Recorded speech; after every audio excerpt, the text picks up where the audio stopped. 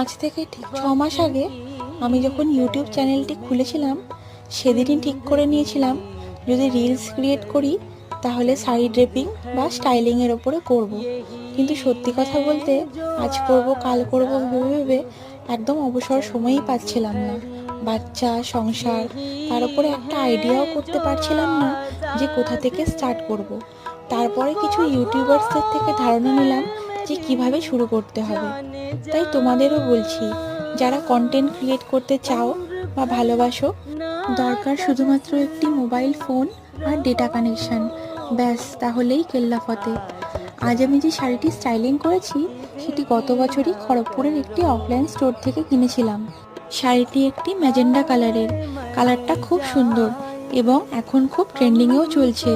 তোমাদের আজকের লুকটা কেমন লেগেছে কমেন্ট করে অবশ্যই জানিও কিন্তু।